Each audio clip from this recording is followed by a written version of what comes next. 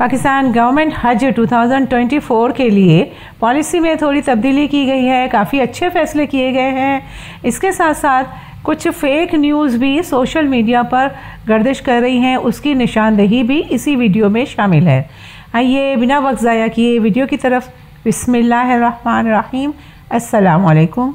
वज़ारत के इन नए इक़दामात से कौन मुस्तफ़िद हो सकता है, मगर इसके साथ किन के साथ मुश्किलात भी पेश आ सकती हैं, जिसकी निशानदेही इसी वीडियो में की गई है।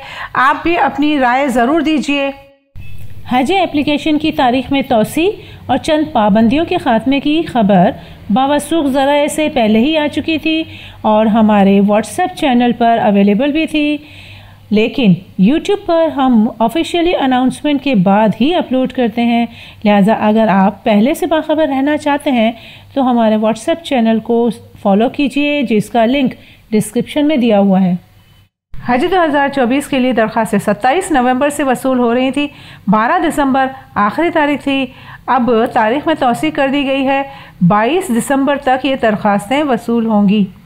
समंदर पर पाकिस्तानी अपने और अपने प्यारों के लिए स्पॉन्सरशिप स्कीम के ज़रिए किसी भी नामजद बैंक में डॉलर में रकम भिजवाएं और पहले आइए पहले पाइए की बुनियाद पर हज के मुक़द्दस सफ़र पर रवाना हों। रेगुलर स्कीम में हजे बदल या पिछले 5 साल में हज करने वाले आज़मीन भी दरख्वास्त देने के अहल होंगे। इसके अलावा अकेली ख़वातीन हलफनामा देने पर काबिल एतमाद ख़वातीन के ग्रुप के साथ सफ़र हज पर रवाना हो सकती हैं। ख्वाहिशमंद अफराद कारामद पासपोर्ट और शनाख्ती कार्ड की कॉपी, नॉमिनी के शनाख्ती कार्ड की कॉपी और 4 अदद नीले बैकग्राउंड की तस्वीर के साथ करीबी बैंक से रब्ता करें। 15 नामजद बैंकों में से किसी भी बैंक से हज दरख्वास्त प्रोसेस करवा कर कंप्यूटराइज रसीद और हज दरख्वास्त नंबर ज़रूर हासिल कीजिए।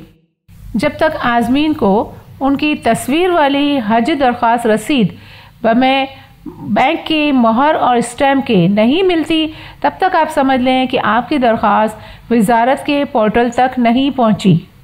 आगे के तमाम मराहिल में इसी रसीद की ज़रूरत पड़ेगी। इसी रसीद की बुनियाद पर आपकी तरबियत होगी और हज डॉक्यूमेंट्स, पासपोर्ट और ज़रूरी डॉक्यूमेंट्स आपके हवाले इसी रसीद की बुनियाद पर किए जाएंगे। हज 2024 के हवाले से 12 दिसंबर तक दरख्वास्तें जमा कराने पर बग़ैर कुरअंदाज़ी के कामयाबी वाली फेक खबर पर हज मिनिस्ट्री का बरहमी का इजहार।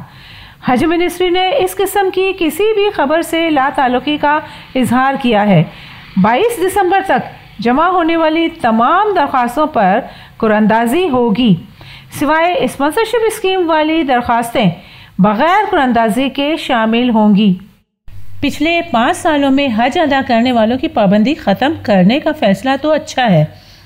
नफली हज और हज बदल करने वाले तो इससे मुस्तफ़ीद हो सकते हैं, लेकिन अगर उनकी तादाद मखसूस कोटे से ज़्यादा हो गई और फिर कुरअंदाज़ी की गई, तो इस सूरत में अगर जो पहली बार हज के लिए जा रहा है उसका नाम ना आए तो क्या उसके साथ ज़्यादती ना होगी? होना तो ये चाहिए कि पहले उन तमाम आज़मीन को मौका दिया जाए जो पहली बार हज का फरीज़ा अदा करना चाह रहे हैं, फिर पिछले 5 साल और हज बदल और नफली हज वालों को चांस दिया जाए। कमेंट्स में अपनी राय ज़रूर दें और इस वीडियो को भी ज़्यादा से ज़्यादा फैलाएं ताकि ज़्यादती होने से बच सके। वीडियो देखने का बहुत बहुत शुक्रिया। जज़ाकल्लाह।